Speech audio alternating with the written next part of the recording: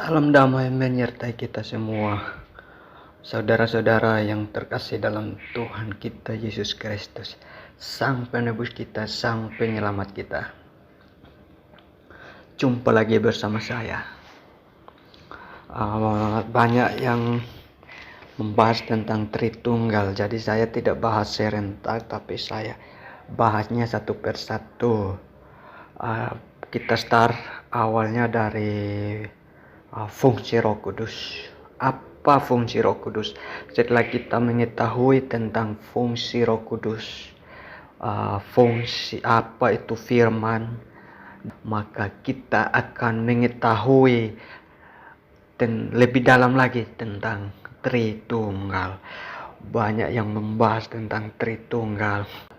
Nanti saya bahas di sini. Saya tidak bilang Tritunggal kenapa hanya saya, memang saya orangnya percaya Tritunggal, tapi saya akan membahas di sini agar saudara-saudara bisa menilai sendiri tentang Tritunggal itu. Apakah kita harus percaya hanya satu atau tiga-tiganya jadi satu? Nah, kita bahasnya mulai dari roh. Apa itu roh? Kita lihat di Kisah Para Rasul 2 ayat 2 sampai 4. Kisah Para Rasul 2 ayat 2 sampai 4. Tiba-tiba turunlah dari langit suatu bunyi seperti tiupan angin keras yang memenuhi seluruh rumah di mana mereka duduk. Dan tampaklah kepada mereka lidah-lidah seperti nyala api yang bertebaran dan hingga pada mereka masing-masing. Kita lihat di sini saudara-saudara. Dan tampaklah kepada mereka lidah-lidah seperti nyala api yang bertebaran dan hingga pada mereka masing-masing. Kita lanjut lagi 4. Maka penuhilah mereka dengan Roh Kudus. Lalu mereka mulai berkata-kata dalam bahasa-bahasa lain seperti yang diberikan oleh Roh itu kepada mereka untuk mengatakannya. Nah, di sini saudara-saudara kita lihat dari waktu Tuhan Yesus dibaptis itu kan Roh Kudus seperti burung merpati. Nah, di sini Roh Kudus seperti lidah-lidah api yang menyala-nyala. Nah, maka kita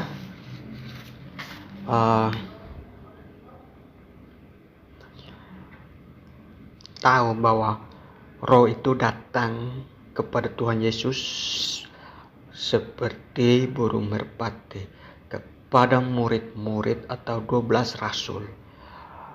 Itu seperti lidah-lidah api yang bernyala-nyala, saudara-saudara. Apa fungsinya roh? Nah, di sini kita lihat lagi di ayat 4, dan tampaklah kepada mereka. Kita lihat di sini ayat 4, maka penuhilah mereka dengan Roh Kudus. Nah, ini mereka terpenuhi Roh Kudus.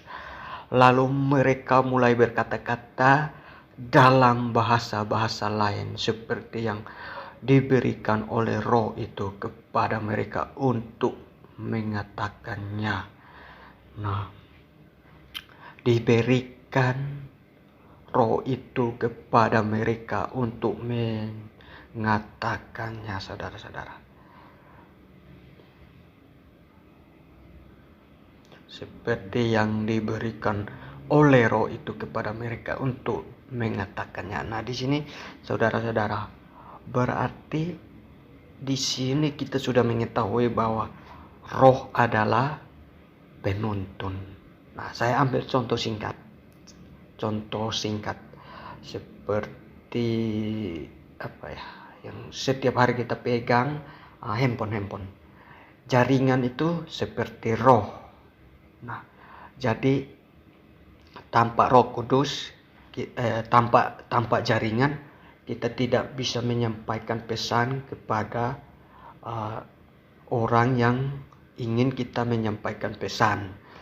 Nah, Roh Kudus juga sama seperti itu, saudara-saudara. Jadi tanpa Roh Kudus, Tuhan Yesus tidak bisa bekerja dalam diri kita, saudara-saudara. Maka itu adalah fungsi roh. Roh adalah penuntun. Roh adalah penyambung. Jadi itu adalah fungsi roh, saudara-saudara. Maka ketika kita tidak dibaptis dengan roh, apa yang terjadi? Saudara bisa menilai sendiri, nanti komen di bawah agar yang lain bisa lihat.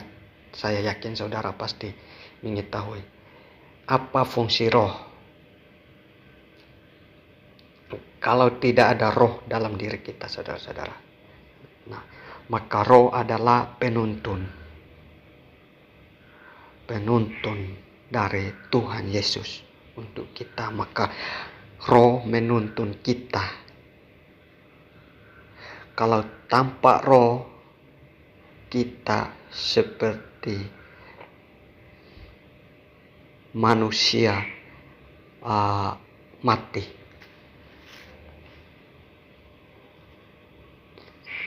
Dan tanpa roh kita tidak bisa mengenal Tuhan. Tanpa roh kita tidak bisa mengerti firman. Maka berbahagialah kita yang mengerti firman dan memahami firman, karena kita, roh Tuhan ada dalam kita, saudara-saudara. Maka orang yang tidak dibaptis dengan dalam nama Bapa, Anak, dan Roh Kudus, berarti dia tidak akan memahami apa isi Alkitab, apa maksud dari Alkitab suci, dan apa maksud dari Tuhan Yesus, apa tujuannya Tuhan Yesus.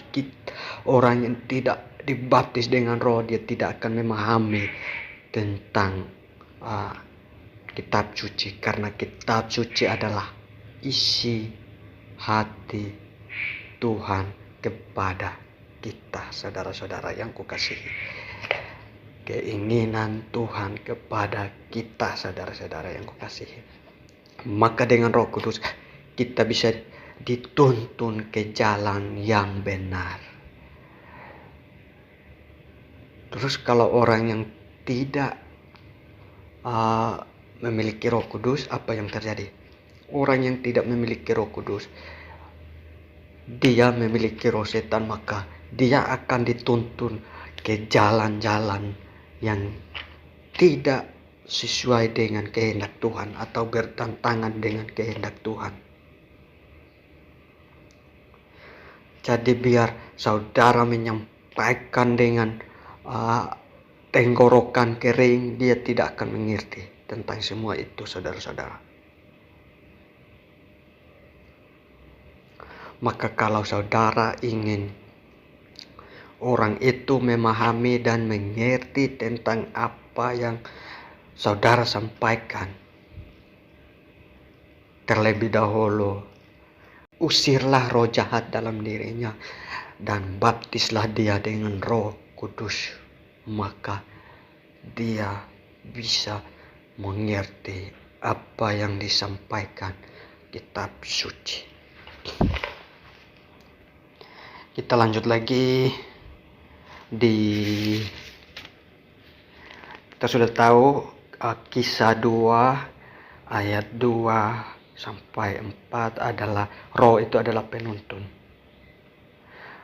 Penuntun atau roh adalah selubung dalam diri kita. Nah, jadi kita lanjut lagi di Kisah Para Rasul pasal 8 ayat 39. Di sini Kisah Para Rasul pasal 8 ayat 39. Dan setelah mereka keluar dari air, Roh Tuhan tiba-tiba melarikan Filipus dan sida-sida itu tidak melihatnya lagi. Ia meneruskan jalanannya dengan sukacita. Tetapi ternyata Filipus ada di Asdod. Ia berjalan melalui daerah itu dan memberitakan Injil di semua kota sampai ia tiba di Kaisarea. Nah, di sini saudara-saudara, bahwa Roh adalah penuntun. Roh adalah penuntun. Kita sudah tahu di sini adalah Roh menuntun Filipus pergi dari sida-sida itu. Tapi sida-sida itu tidak menyadarkan diri. Jadi Roh adalah penuntun, atau Roh adalah penyambung kita, apa yang Tuhan inginkan untuk kita, apa yang Tuhan ingin sampaikan untuk kita. Roh itulah yang menyampaikan kepada kita, dan Roh itulah, dari Roh lah kita bisa mengetahui apa yang Tuhan inginkan. Dari Roh lah kita bisa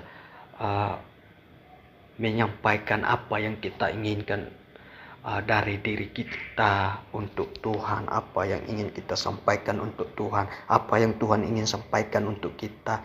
Dan dari Roh Tuhan bisa menuntun kita kemana saja kita pergi. Kan saya sudah ambil contoh seperti handphone, maka jaringan itu adalah Roh. Maka kita ingin memberitahu atau menyuruh seseorang pergi ke suatu tempat, maka tanpa jaringan kita tidak bisa menyampaikan pesan itu kepada orang itu atau menyuruhnya pergi tanpa jaringan tersebut. Karena dari jaringan kita bisa menyampaikan pesan kita kepada seseorang, dan dari jaringan juga kita bisa menyuruhnya pergi ke suatu tempat. Nah, lewat pesan. Nah, sekarang dari Roh Tuhan bisa menyampaikan apa yang Tuhan inginkan untuk kita. Dari Roh Tuhan bisa berinteraksi di dalam diri kita. Apa yang kita lakukan, apa yang kita kehendaki, apa yang Tuhan kehendaki, apa yang Tuhan lakukan, apa yang Tuhan inginkan. Maka Roh adalah pelantara dari Tuhan untuk kita. Maka yang tidak percaya Roh Kudus, nanti saya jelaskan sanksi dari Roh Kudus. Karena sanksi dari yang menyangkal Roh Kudus dan menghujat Roh Kudus, sanksinya lebih besar daripada kita menghujat Tuhan Yesus dan menghujat Allah Bapa. Jadi sanksi yang paling besar adalah menghujat Roh Kudus. Nanti saya bahas itu saudara-saudara, biar kita bisa mengetahui lebih dalam, dan kita tidak agar kita tidak seperti keledai yang mau dituntun ke arah sini, ke arah sana, dan kita bisa ditipu dengan firman. Tapi kita bisa mengetahui firman lebih dalam lagi. Kita lanjut lagi di 1 Korintus pasal 12 ayat 3. 1 Korintus 12 ayat 3 menyatakan bahwa karena itu aku mau meyakinkan kamu bahwa tidak ada seorang pun yang berkata-kata oleh Roh Allah dapat berkata terkutuklah Yesus, dan tidak ada seorang pun yang dapat mengaku Yesus adalah Tuhan selain oleh Roh Kudus. Nah, di sini saudara-saudara, bahwa kalau kita tidak mempunyai Roh Kudus, maka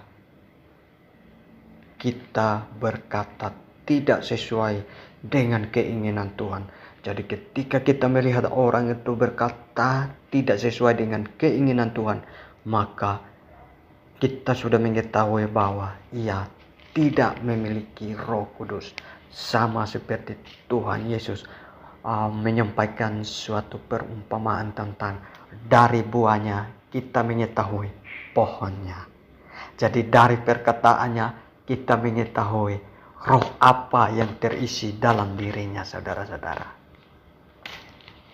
Ada suatu pendeta, tapi saya tidak menyampaikan namanya. Nanti saudara-saudara bisa menilai sendiri. Jadi di sini bahwa tanpa Roh Kudus tidak ada seorang pun bisa mengatakan bahwa Yesus adalah Tuhan selain oleh Roh Kudus. Dan orang yang tidak memiliki Roh Kudus akan berbuat hal-hal yang bertentangan dengan ajaran Tuhan. Maka kita pasti mengetahui bahwa orang yang menyampaikan ini, orang yang menyampaikan hal-hal yang bertentangan dengan kitab suci atau bertentangan dengan firman Tuhan, itu adalah roh iblis dalam dirinya. Jadi semoga saudara-saudara bisa memahami lebih dalam lagi. Yang tidak memahami, yang ingin bertanya silakan. Saya akan menyampaikan lebih detail lagi. Yang ingin bertanya silakan. Saya bebaskan saudara-saudara untuk bertanya. Dan kita sama-sama mempelajari lebih dalam. Saya tidak menyatakan bahwa saya hebat dan saudara tidak bisa mengajarkan saya, tapi saya mengatakan bahwa saya lebih rendah daripada saudara, saya lebih bodoh daripada saudara, tapi saya ingin kita sama-sama mendiskusikan tentang firman dengan secara baik dan dengan secara detail agar kita bisa memahaminya lebih dalam. Jadi saya berharap kalau saya bersalah silakan tegur di kolom komentar dan kita sama-sama mencari solusinya yang terbaik. Jadi saudara tidak boleh khawatir. Kalau ketika saya salah, silakan saudara-saudara berkomentar. Saya akan memberikan nomor saya atau WhatsApp saya untuk kita sharing sama-sama tentang ini semua. Yang penting satu, jangan marah-marah. Boleh menyampaikan dengan baik ketika saya salah. Saudara bisa menilai dan saring dan menyampaikannya dengan baik di kolom komentar. Saya akan tanggapi itu semua saudara-saudara ketika saya salah. Kita lanjut lagi di 2 Korintus pasal 3 ayat 15 sampai 8.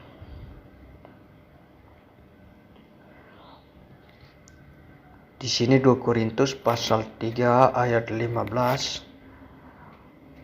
Bahkan sampai pada hari ini setiap kali mereka membaca kitab Musa, ada selubung yang menutupi hati mereka.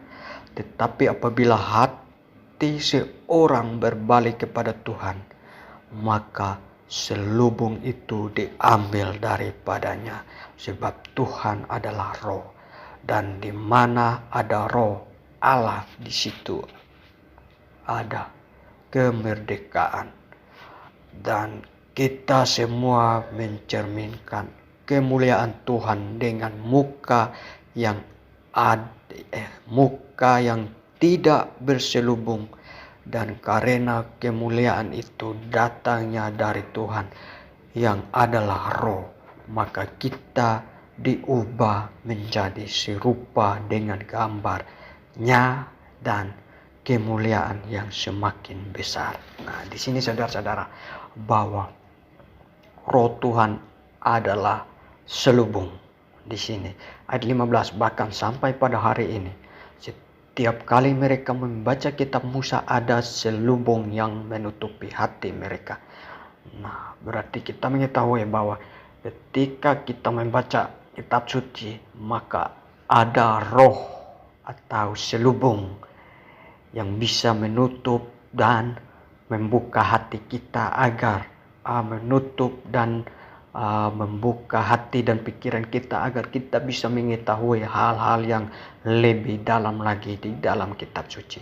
Nah, berarti roh adalah penuntun, selubung yang menuntun kita agar kita mengenal hal-hal yang baik, hal-hal yang menurut kehendak Tuhan. Tetapi apabila seorang berbalik kepada Tuhan, maka selubung itu diambil daripadanya. Maka ketika kita tidak percaya kepada Tuhan, atau kita tidak percaya kepada roh itu, maka roh itu akan pergi dari kita. Nah, kenapa saya bilang roh itu? Di sini di ayatnya ke-18 nanti kita sampai di sini, karena di situ adalah roh adalah Tuhan. Ayat 17, roh adalah Allah.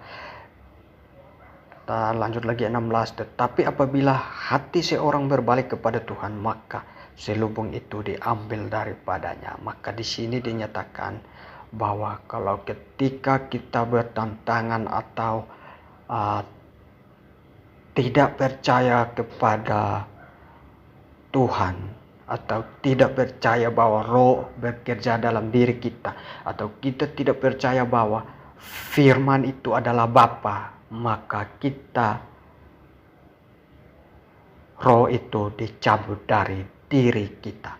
Maka ketiga-tiganya di ayatnya yang ke-16, 17 sudah menyampaikan bahwa ketiganya adalah berperan penting dalam diri kita. Maka kita percaya tiga-tiganya jadi satu dalam tubuh. Maka dibaptis dengan dalam nama Bapa, Anak, dan Roh Kudus. Itulah maksud dari Tritunggal. Jadi kita menyangkal satu, tiga-tiganya go out dari diri kita. Kita tidak percaya satu, maka tiga-tiganya go out dalam diri kita. Saudara-saudara, biar bisa memahami lebih baik lagi, saya baca ulang 16-17 biar saudara bisa memahami lebih dalam lagi. Tetapi apabila hati seorang berbalik kepada Tuhan, berbalik bukan kembali, berbalik artinya bertentangan atau tidak ingin mengenal Tuhan lagi. Nah, di sini bahwa tetapi apabila atau menyangkal Tuhan. Nah, di sini tetapi apabila hati seorang berbalik kepada Tuhan, maka selubung itu diambil daripadanya, sebab Tuhan adalah roh, dan di mana ada roh Allah, di situ ada kemerdekaan. Nah, di sini kan kita sudah tahu bahwa Tuhan adalah roh, roh adalah Tuhan.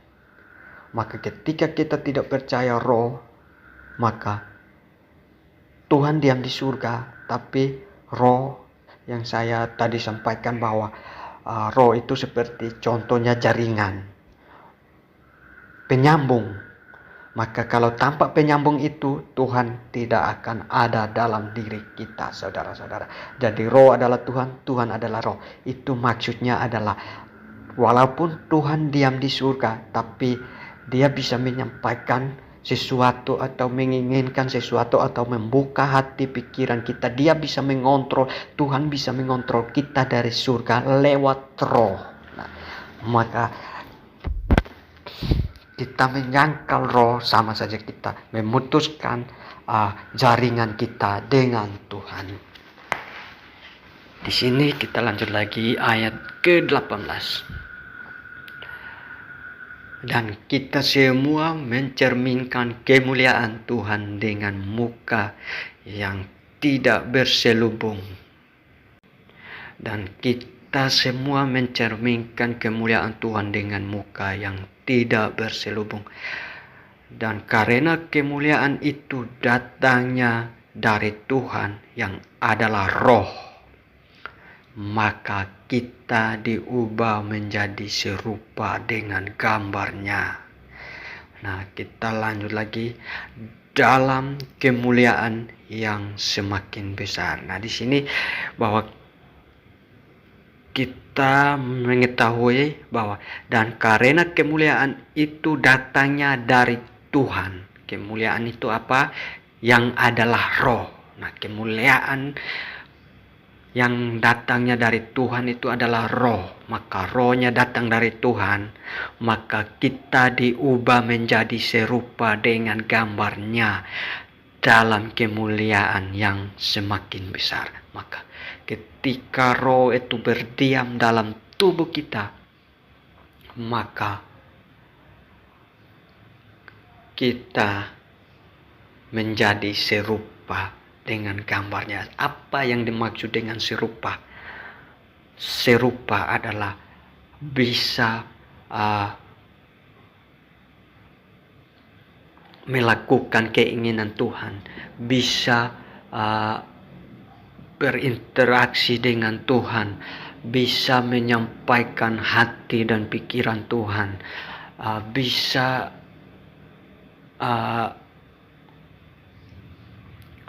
menyampaikan jalan-jalan Tuhan, bisa bekerja dalam Tuhan.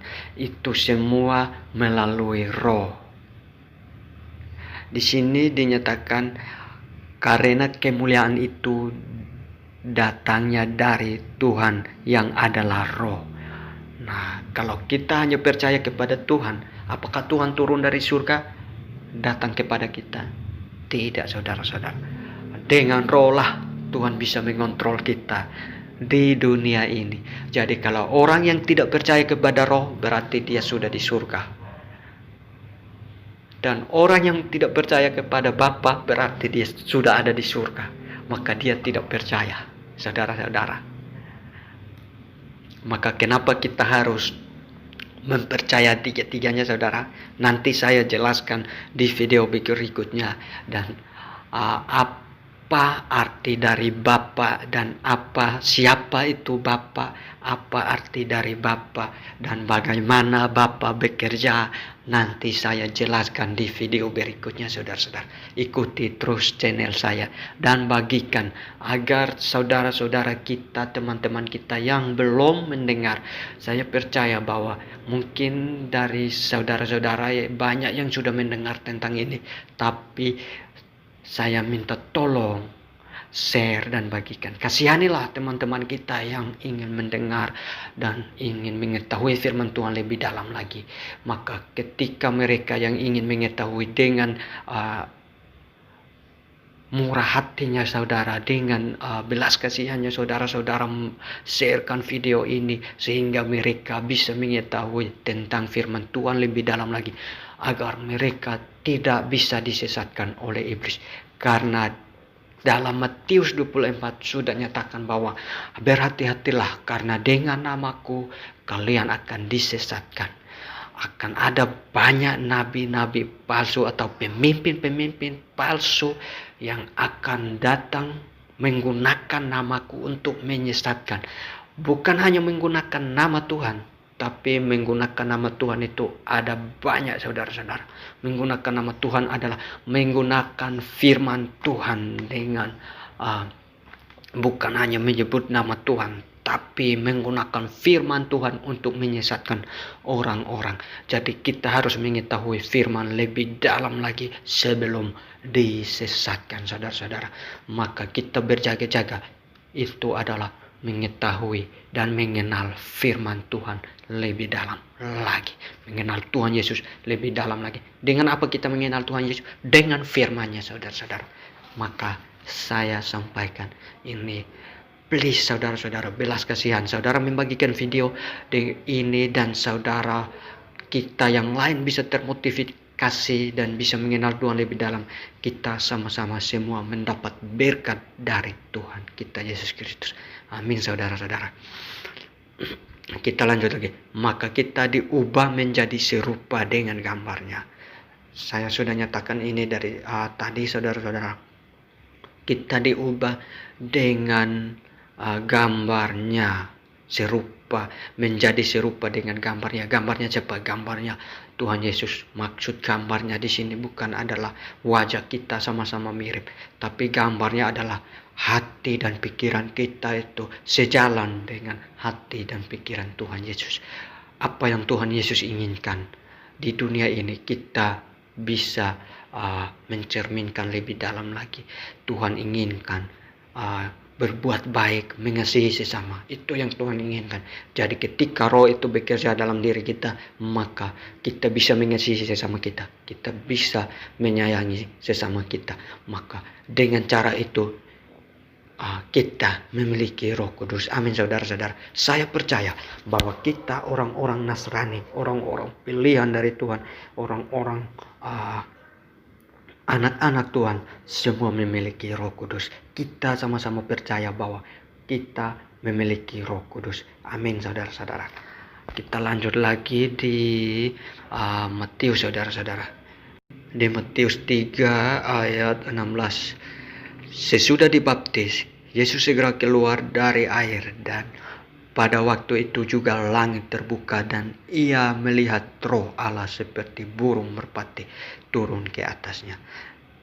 Nah, tadi kita di Kisah Para Rasul ayat 2 sampai 4 itu menyatakan bahwa Roh Allah itu seperti lidah-lidah api yang menyala-nyala. Sekarang di sini Roh itu seperti burung merpati. Roh Allah itu seperti burung merpati turun ke atasnya, atas Tuhan Yesus. Lalu terdengarlah suara dari surga yang mengatakan, inilah anakku yang kukasihi, kepadanya lah aku berkenan. Nah, di sini sempat hadir dalam satu tempat waktu yang bersamaan, yaitu di Sungai Yordan, disaksikan oleh banyak orang. Maka saudara-saudara, saya ingin menyampaikan bahwa ini adalah mencerminkan kepada kita bahwa tiga-tiganya penting berperan dalam satu tubuh Tritunggal. Maka kita harus percaya tiga-tiganya, saudara-saudara. Nanti saya akan menceritakan, kita akan sampai ke sanksi-sanksi ketika menghujat Roh Kudus. Nanti saya akan sampai ke situ, saudara-saudara. Dan di sini dinyatakan bahwa lalu terdengarlah suara dari surga yang mengatakan, inilah anakku yang kukasihi, kepadanya lah aku berkenan. Nah, di sini saudara-saudara, saya mengatakan bahwa yang hadir adalah Roh Kudus, Bapa dan Anak. Ketika Tuhan Yesus dibaptis, maka ketika kita dibaptis, apakah perlu Pak Pendeta menyampaikan ketiga-tiganya dalam ketiga-tiganya pada saat kita dibaptis? Jelas itu penting dan itu perlu, saudara-saudara. Karena apa? Ketika kita dibaptis, maka itu adalah dinyatakan apa yang bekerja dalam diri kita, saudara-saudara. Maka ketika kita dibaptis, aku baptiskan engkau dalam nama Bapa, Anak, Putra, dan Roh Kudus. Maka di sini sudah dinyatakan bahwa Pendeta mengurapi kita dengan 3 bersamaian dalam tubuh kita, atau ketiga-tiganya berselubung dalam diri kita, bekerja dalam diri kita. Nah, jadi fungsi baptis itu adalah diurapi, saudara-saudara. Nanti saya bahas ini tentang diurapi di akhir zaman, karena ini ada waktunya, ada penjelasannya di situ, saudara-saudara. Nanti ikuti terus video saya. Nanti saudara akan mendengar lebih banyak lagi tentang video-video saya, karena saya akan menjelaskan satu persatu, saudara-saudara. Ini yang diurapi nanti baptis, dan yang diurapi nanti saya jelaskan di akhir zaman. Karena itu ada tertulis di situ, ada kitabnya, saudara-saudara. Nanti saya jelaskan, karena sudah tertulis di situ di kitab Wahyu dan Matius atau Lukas, terus di Daniel. Di situ nanti saya jelaskan tentang semuanya itu di akhir zaman, saudara-saudara. Maka nanti saudara harus mengetahui lebih dalam lagi tentang ini semua, dan ikuti terus. Dan saya minta tolong share, saudara-saudara, share, subscribe juga, biar YouTube bisa menyarankan buat teman-teman kita yang ingin mendengar firman lebih dalam lagi, ingin menguatkan iman mereka. Mungkin saudara percaya bahwa iman saudara sudah kuat, tapi kasihanilah mereka yang ingin menguatkan iman mereka, saudara-saudaraku yang terkasih dalam Tuhan kita Yesus Kristus. Kita lanjut lagi di berikutnya, saudara-saudara. Saya lanjut lagi di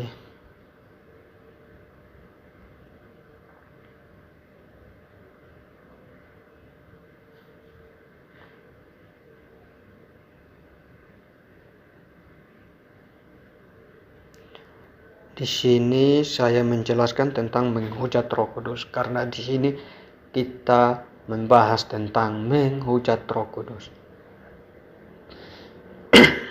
Sorry, saudara-saudara. Kemarin hari Selasa agak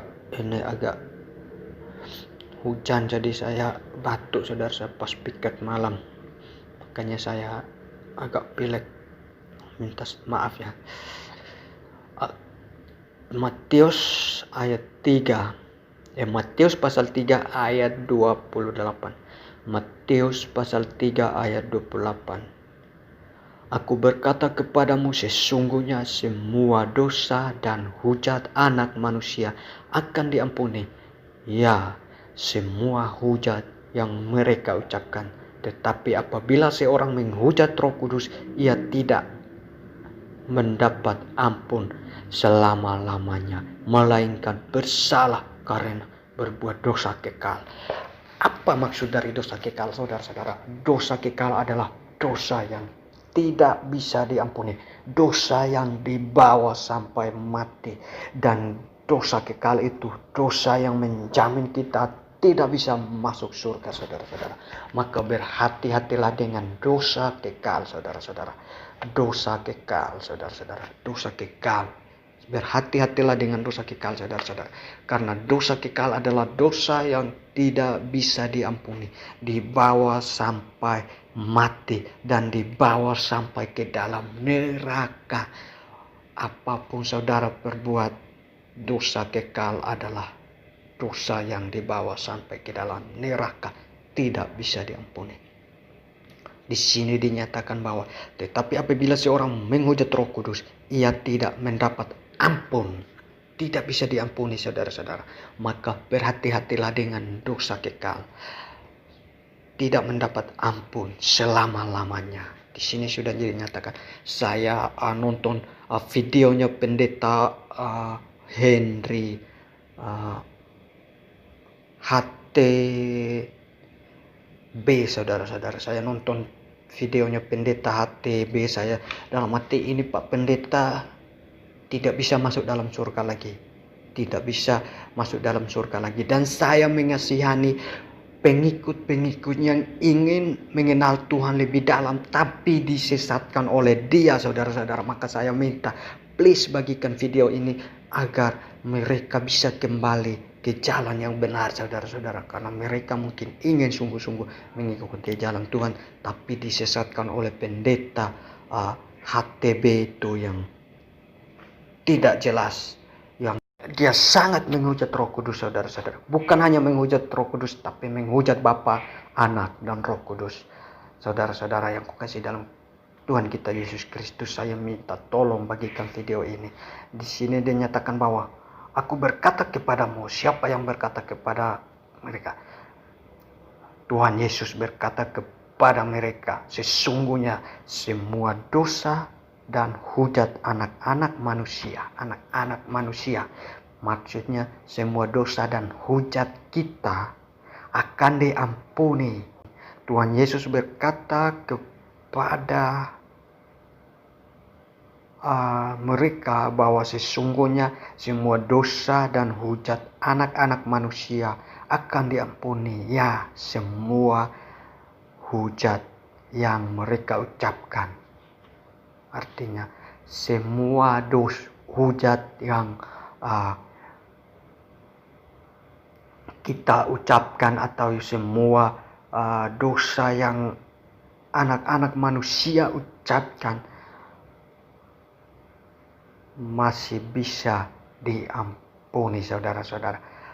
Tetapi apabila seorang, di sini dinyatakan apabila kita menghujat Roh Kudus, kita tidak memiliki ampun atau mendapat dosa kekal, atau kita berdosa selama-lamanya sampai masuk ke dalam maut. Maka berhati-hatilah, saudara. Inilah sanksi dan dosa terhadap bertentangan dengan Roh Kudus dan tidak percaya Roh Kudus. Kita masih bisa diselamatkan, tapi saya mohon jangan menghujat, saudara-saudara.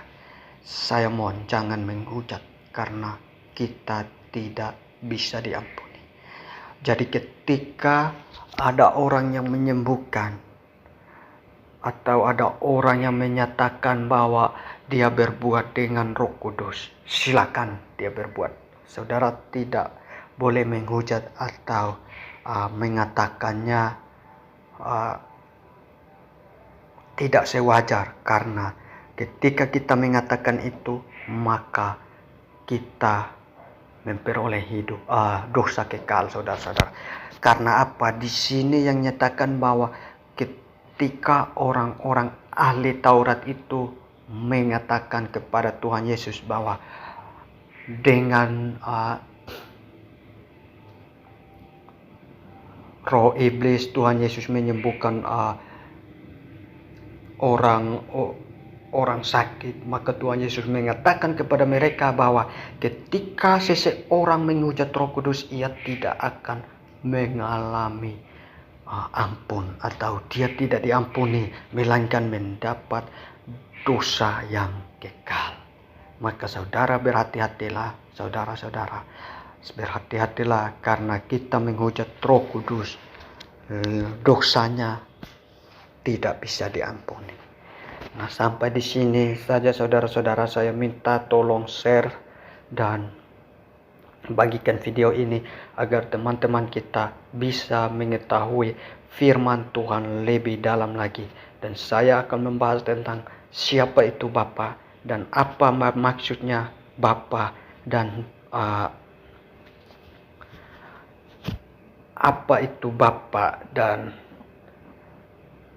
tujuannya apa, pekerjaannya Bapa apa. Saya akan membahas semuanya lagi di video berikutnya, saudara-saudara. Maka saudara ikuti terus channel ini agar saudara bisa kita bisa sama-sama sharing lebih detail lagi. Ketika saya salah mengucapkan kalimat, saya minta maaf kepada saudara-saudara, atau mungkin kalimat-kalimat saya yang menyinggung hati saudara, saya minta maaf saudara-saudara, dan saya minta tolong bagikan video ini agar teman-teman kita, saudara-saudara kita yang ingin mengenal firman Tuhan lebih dalam, Bapak Ibu kita yang ingin mengenal firman Tuhan lebih dalam, bisa mendengar dan memahaminya lebih dalam lagi. Jadi ketika saudara tidak puas ingin bertanya, atau ada hal sesuatu yang ganjil di dalamnya, tidak sejalan dengan hati pikiran saudara, saudara ingin menyampaikan, bertanya lebih dalam, mari komen di bawah dan kita sama-sama selesaikannya dengan baik saudara-saudara. Jadi hanya itu yang ingin saya sampaikan. Tuhan kita Yesus Kristus, Sang Penyelamat kita, Sang Penebus kita, dan Sang Pemimpin kita yang akan datang dengan waktu yang tidak lama lagi, terhitung beberapa tahun lagi saudara-saudara. Kita akan menyambut Dia. Mari kita sama-sama mempersiapkan hati, iman, dan pikiran kita untuk menyambut Raja kita yang akan turun untuk memimpin kita ke 1000 tahun yang kedepannya lagi saudara-saudara. Tidak lama lagi, saya katakan, tidak akan lewat dari 14 tahun lagi saudara-saudara. Tidak akan lewat dari 14 tahun lagi saudara-saudara. Kita akan menyambut kedatangannya. Mari persiapkan hati kita. Nanti saya akan bahas ini saudara-saudara dari masa firman disebarkan, berjaga-jaga, dan penantian sampai dengan hari tahun startnya, terbukanya pintu belas kasihan, terus terbukanya pintu menanti-nanti di Star. Saya akan membahas itu semua. Ikuti terus channel saya dan kita sama-sama memecahkan firman Tuhan. Kita sama-sama mencari tahu isi hati Tuhan lebih dalam lagi. Damai sejahtera menyertai kita semua.